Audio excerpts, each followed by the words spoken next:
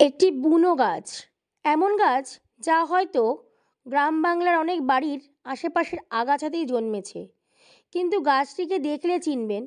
এই গাছটির নাম হয়তো অনেকেই জানে না, কিংবা হয়তো আপনারা এটাও জানেন না এই গাছের এত শক্তি। এই বুনো গাছ যে কত শক্তিশালী, আপনার ভাগ্যকে রাতারাতি বদলে দেওয়ার ক্ষমতা রাখে, প্রচুর অর্থ আকর্ষণের ক্ষমতাও রাখে এই গাছটি। এই বুনো গাছের ম্যাজিকেই উজ্জ্বল হতে পারে আপনার ভাগ্য। বড় বাড়ি, বাংলো, গাড়ি, টাকায় ভরে উঠতেও পারেন রাতারাতি, যদি সঠিকভাবে এই গাছ সম্পর্কে জানতে পারেন এবং কাজে লাগাতে পারেন। জয় শ্রীকৃষ্ণ, রাধে রাধে বন্ধুরা, আমার সঠিক তথ্য চ্যানেলে আপনাদের সকলকে স্বাগতম জানাই। ছোটদেরকে আমার ভালোবাসা আর বড়দেরকে আমার প্রণাম জানিয়ে আজকের ভিডিওটি শুরু করছি। আপনারা যদি জীবনে নানানভাবে সমস্যার সম্মুখীন হয়ে থাকেন, সমস্যায় জর্জরিত হয়ে থাকেন, অর্থ আপনার খুব খরচ হয়ে যাচ্ছে, অর্থ হাতে থাকছেই না, অর্থ ব্যয় হচ্ছে, অর্থ সংকটে ভুগছেন, তাহলে অবশ্যই স্কিপ না করে ভিডিওটি সম্পূর্ণ দেখুন এবং নিজের ভাগ্য বদলান এই ছোট্ট গাছটির মাধ্যমে। এই গাছটি হলো আপাং গাছ। হিন্দু ধর্মে আপাং গাছ বেশ গুরুত্বপূর্ণ, এটি হয়তো অনেকেই জানেন না। তুলসী, পদ্মফুল, পিপল, লজ্জাবতী, অপরাজিতা গাছ যেমন পূজনীয়, তেমনি এই বুনো আগাছাও পুজোর কাজে লাগে। জ্যোতিষশাস্ত্রেও কিন্তু এর গুরুত্ব রয়েছে বিশেষভাবে। শুধু তাই নয়, আয়ুর্বেদ শাস্ত্রেও আপাং গাছের বেশ প্রভাব আছে। এর ঔষধি ও ঐশ্বরিক গুণ রয়েছে অগাধ। ধনতেরাসের দিনেই ধন্বন্তরীর আবির্ভাব ঘটে, আর এই ধন্বন্তরী কিন্তু পেশায় চিকিৎসক ছিলেন। তাই ধন্বন্তরী সে যুগে আয়ুর্বেদ শাস্ত্রেও উল্লেখ করেছেন এই গাছের, অর্থাৎ শাস্ত্র অনুযায়ী বিভিন্ন শাস্ত্র বইয়ে বা শাস্ত্র পুঁথিতে এই গাছের উল্লেখ পাওয়া গেছে। বাড়ির চারিপাশে বুনো আগাছা জন্মায়, সেগুলি বেশিরভাগ সময় কেটে দেওয়া হয়। সহজলভ্য ঝোপে ঝাড়ে নানা আগাছা কিন্তু ভাগ্যের চাকা বদলে দেওয়ার ক্ষমতা রাখে। তার মধ্যে আপাং গাছ বেশ জনপ্রিয় ও অন্যতম। এই আপাং গাছ স্থানভেদে নানা নামে পরিচিত, অর্থাৎ বিভিন্ন জায়গায় বিভিন্ন নামেই পরিচিত এই গাছটি। অনেকে চিরচিটা বা লটা জিরাও বলে থাকেন, চিরচিরে বলে বলেন অনেকে। হিন্দু ধর্মে আপাং গাছ বেশ গুরুত্বপূর্ণ। এই গাছের এত গুণ তা জানলে আপনারাও অবাক হয়ে যাবেন। এই গাছ যে কোনো যজ্ঞ আরাধনার সামগ্রী হিসাবেও ব্যবহৃত হয়, অর্থাৎ কাজে লাগে। তুলসী, শমী গাছের পাশাপাশি আপাং গাছেরও কিন্তু বিশেষ প্রয়োজন।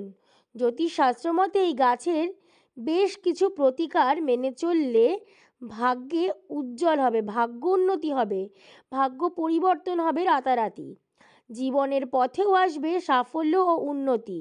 যদি লাল রঙের আপাং গাছের একটি শাখা দিয়ে আপনারা আপনাদের বাড়ির সদর দরজার সামনে পুঁতে রাখতে পারেন, কোনো নেগেটিভ শক্তি আপনার গৃহে প্রবেশ করতে পারবে না।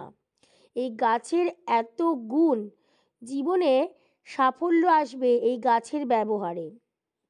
সামনেই ধনতেরাস, ধনতেরাস থেকে কালী পুজোর মধ্যে যে কোনো একদিন এই গাছের পুজো করুন। আপনার সাধ্যমতো সামান্য ধূপদীপ জ্বালিয়ে সামান্য ফুল দিয়ে গাছটিকে পুজো করুন দেবতার ন্যায়। মনে করুন যেন কোনো দেবতারই পুজো করছেন। তারপর অর্থাৎ গাছটি আপনারা যখন তুলবেন, এই ধনতেরাসের আগে তুলে আনবেন যদি এই শিকড় আপনারা ধারণ করেন। এবার ওই গাছটি সমেত মূলটি এনে আপনি পুজো করলেন। তারপর ওই মূলটি আপনি লাল কাপড় বা হলুদ কাপড়ে লাল সুতো দিয়ে বেঁধে আপনার কবজিতে বা বাহুতে ধারণ করুন। ছেলেরা অবশ্যই ডান হাতে আর মেয়েরা বাম হাতে ধারণ করবেন। এমনটা যদি করতে পারেন, জীবনে সবচেয়ে বড় সমস্যা থেকে মুক্তি পাবেন দ্রুত। বিশ্বাস করা হয় যদি শ্বেত আপাং গাছ রোপণ করতে পারেন এই ধনতেরাসের দিন, তাহলে দেখবেন বাড়িতে সুখ সমৃদ্ধি আসবে। সে তাপাং গাছ যদি পুড়িয়ে তার ছাইতে গরুর ঘি মিশিয়ে সেবন করতে পারেন, তাহলে যাদের সন্তানাদি হয় না, যারা এখনও পর্যন্ত সন্তান সুখ পাননি, তারা সন্তান সুখ পাবেন, তাদের সন্তান প্রাপ্তি হবে। সমস্ত জ্যোতিষশাস্ত্র অনুযায়ী, অর্থাৎ শাস্ত্র অনুযায়ী জ্যোতিষীদের মতে আপমার্গের মূল জলে ঘষে বশীকরণের শক্তি পান। তার জন্যই এই আগাছা গাছের মূল গোরচনা দিয়ে মাটি করে তিলক লাগাতে পারেন। খুব সহজেই অন্য কাউকে বশীকরণ করতে পারবেন। আপনাকে দেখে ওই তিলক কাটা অবস্থায় যে কেউ আকৃষ্ট হবে, আপনার কথায় সকলেই গুরুত্ব দেবে। আপাং গাছের ওষুধের সঙ্গে জীবনের ম্যাজিকও এনে দেয়।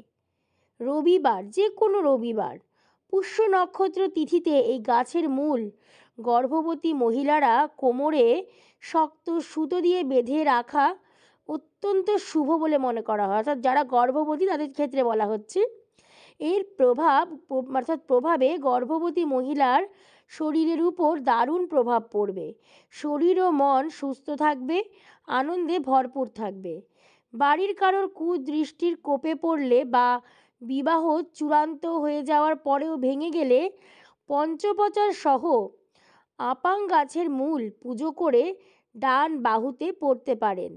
মনে রাখবেন, 1 বছরের জন্য বাহুতে রাখলে তা মঙ্গল। আপনি যেদিনই ধারণ করুন না কেন, ধনতেরাসের দিনই করুন বা রবিবার কোনো পুষ্যা নক্ষত্রের দিনই করুন, এই গাছের মূল যে কোনো শুভ সময় ঘরের নিরাপদ স্থানে অন্ন ও অর্থলাভ সম্ভব। মানে যে কোনো শুভ সময়, মানে আপনার ধরুন কোনো শুভ কাজে আপনি যাচ্ছেন, কোনো চাকরি বাকরির জন্য যাবেন, বা আপনার খুবই অর্থের প্রয়োজন, খুব খারাপ যাচ্ছে আপনার সময়, সেক্ষেত্রে আপনারা আপনার ঘরে অর্থাৎ বাড়িতে যদি রাখতে পারেন, ধারণ না করলেও হবে, দেখবেন সারা বছর কখনো অভাব হবে না। তবে অবশ্যই মনে রাখবেন, বাড়িতে কিন্তু যেখানে সেখানে রাখলেন, অন্য কেউ দেখে ফেললো বা যখন তখন কেউ স্পর্শ করলো, তাহলে সেই গাছের গুণাগুণ নষ্ট হয়ে যাবে।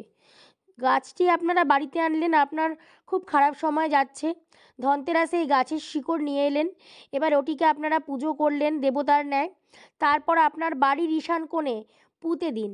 কাউকে বলবেন না, চুপচাপ কাজটি করবেন, আপনার বাড়িতেই থাকলো, মাটির তলায় থাকলেও কেউ দেখলেও না, জানলেও না, কিন্তু আপনার কার্যসিদ্ধ হয়ে যাবে।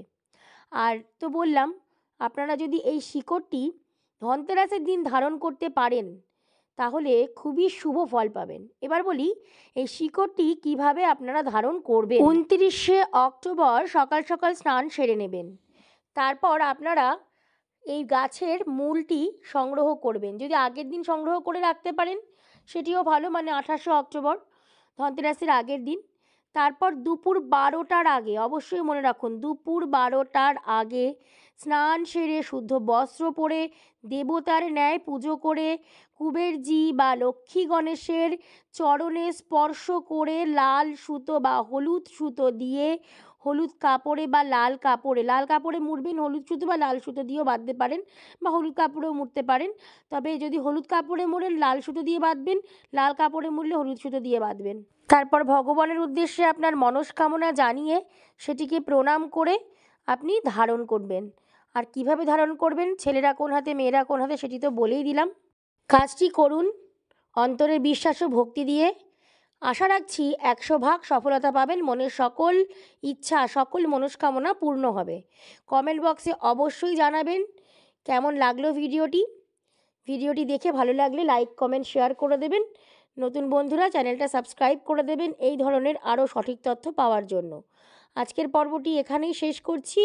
সকলে সুস্থ থাকুন, ভালো থাকুন, খুব আনন্দের সাথে ধনতেরাস পালন